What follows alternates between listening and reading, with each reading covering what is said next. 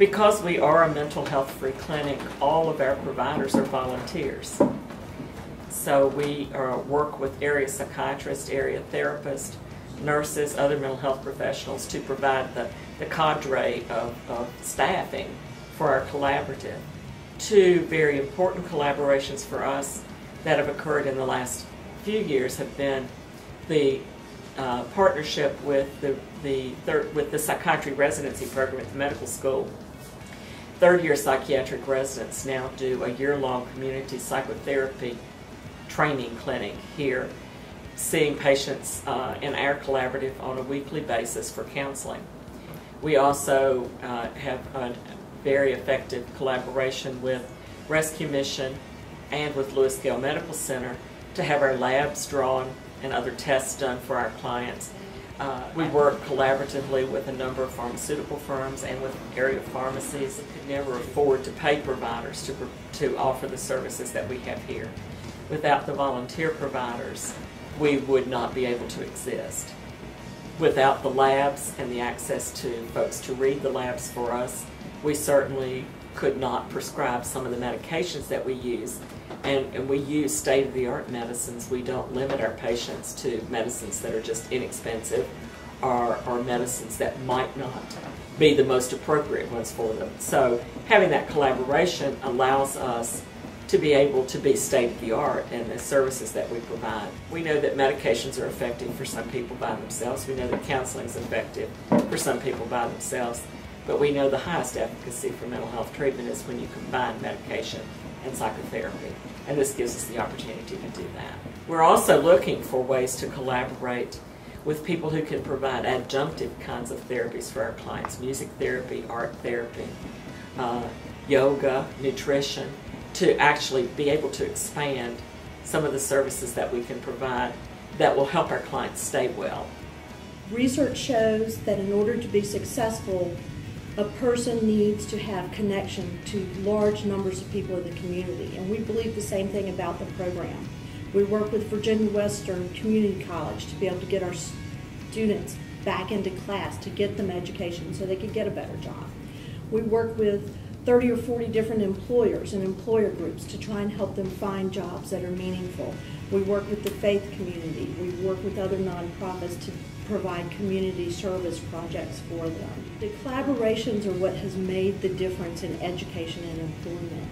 You know, we could go out there and help people learn the skills to get a job, but to have employers willing to take that risk is all the difference in the world. The same thing with education. Without the community college, a lot of our clients would never have an opportunity to better themselves. It's something we can't do on our own. Family Services Teen Outreach Program has a few strategies with our existing partnerships and also the way we kind of introduce the program for new partnerships for collaboration.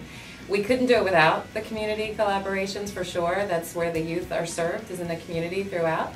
And we use regular meetings that we schedule to try to just get feedback on the program and to just come up with solutions and to keep that communication going.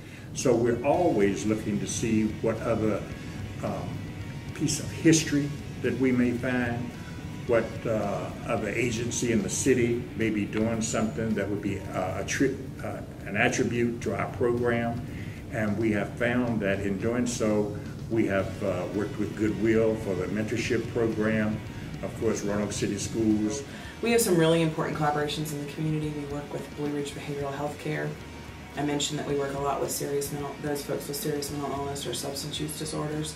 So we have a contract with Blue Ridge, and we work with their outreach worker to reach homeless people that they're serving. And their worker and our case manager really kind of co-case manage those folks so that they're getting the best of both services, but that also that their services are coordinated so no one's doing the same thing. So we also have a partnership with the YMCA where the folks who live at the Trust House are able to go and reap the benefits of working out and becoming healthy. We are all about health in all ways. Financial health, of course, is important, but also physical health. And when you're in recovery from maybe a substance use disorder, it's really important to get your physical health back. And we just approached them and said, hey, this is what we do, and we are really interested in maybe how you could help our clients, and we know that you're really generous with the community, and how can we work that out? And it just went from there. And we're always seeking different ways and different programs that we can work with, where it can be a win-win situation where both programs win and the community wins too, so that everyone gets the most bang for their buck, I guess. I'm very cognizant that we raise money in the community and that people give their hard-earned dollars, which I know that when I donate, I want to make sure that it's going to the best place and the best use possible. So, for example, recently, many of the shelters have started to work together through our Continuum of Care, which is a planning group for all the homeless programs in the Valley, and we've really started to work together and even co-write grant applications together, which is really exciting.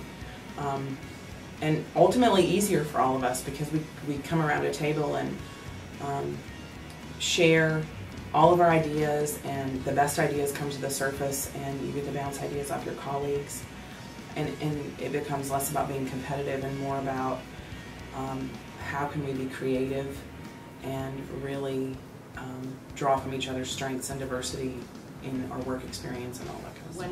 When Smart Beginnings started, probably the emphasis was more on the educator side of things. We were doing a lot of training for teachers and child care providers, and what we realized is we weren't doing as much related to parents and to public engagement and community awareness. And so we formed a parent education action team and then a marketing action team to really look at how are we getting the word out about school readiness. And so when we started something like marketing, it was a great way to invite some people who work directly with businesses. So we have somebody from Cox who's their public affairs person, and so by bringing them involved in something that they know a little bit more about, as opposed to them joining to be on a committee that talks about teacher workshops that wasn't really an area that they were as interested in, but then they can really help us get better at how we spread the word about school readiness. The other piece that's helped with our collaboration is, although most of our work is local, we do have connections regionally and statewide as well, and those have been really valuable for sort of keeping us in line with what best practices and what evidence-based is, and are we really aligned with what public schools are saying kids need to know. So we do make sure to include representatives from both the state Early Childhood Foundation, and then regionally we collaborate with other Smart Beginnings or other organizations that have more of a regional Southwest Virginia emphasis on early childhood, so that again, we're not just in our own little bubble, we're sort of making sure that what we're doing locally aligns with the bigger picture and vice versa. Hello, I'm Diane Kelly, Executive Director of Mental Health America of Roanoke Valley, and I live United. Hello, I'm Joe Nelson, Assistant Director at Tappas Valley Works. I'm here representing Virginia Cares, and I Live United. My name is Sarah Jane Lawrence with the Teen Outreach Program at Family Service of Roanoke Valley, and I Live United. Hello, my name is Ron Jones, and I am the Program Manager for the Center for Educational Opportunity at Tappas Valley Works, and I Live United. My name is Chris Myers, Program Manager for Smart Beginnings Greater Roanoke, and I Live United. My name is Allie Hammond Moore. I'm the Executive Director at Trust House. We're a homeless shelter for families, individuals, and veterans, and I Live United.